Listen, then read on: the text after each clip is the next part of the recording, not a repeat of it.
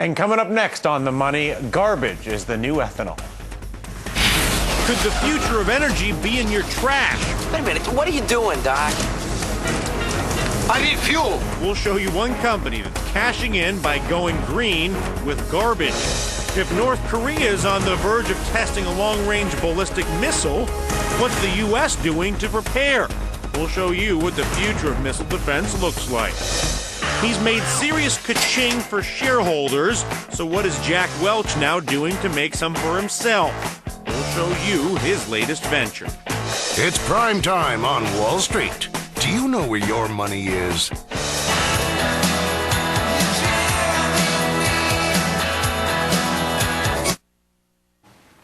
Well, alternative energy, a huge issue for Americans from sea to shining sea.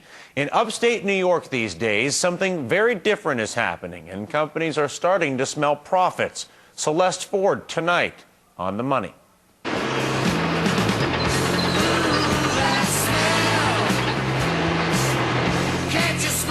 In upstate New York, going green means making money.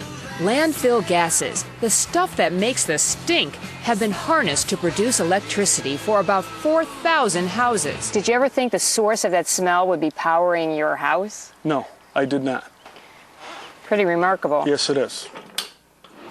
When garbage decomposes, it emits two potent greenhouse gases, methane and carbon dioxide. At the Ontario County landfill, new technology makes it feasible to pump out the methane, convert it into fuel, then generate electricity all on site. This year, $1 million worth of energy will be sold to the power grid. We turned something that was a clear liability and only a liability into something that is now primarily an asset. Under the county's management, the landfill ran an annual deficit of $1 million. In 2003, the county negotiated a long-term lease with Casella Waste Systems, and today it collects $2 million a year in rent alone. Casella also offers the money and expertise needed to operate a modern facility.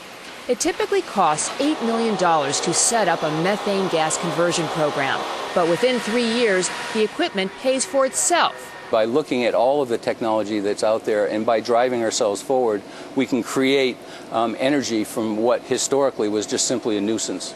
The timing could not be much better for making use of landfill gases. High energy prices, concern over climate control, federal tax incentives, and an enormous supply of methane gas ready to be tapped. There are thousands of landfills in this country. Only about 400 convert methane.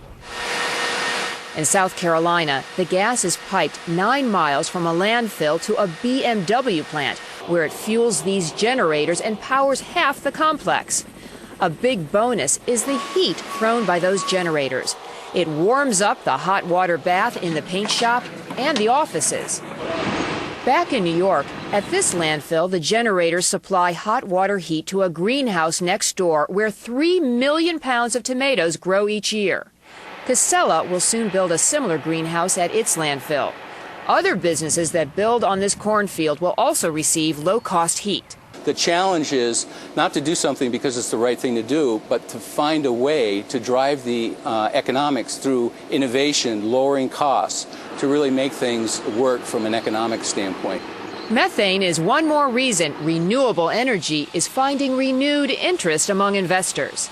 On The Money, Celeste Ford, CNBC.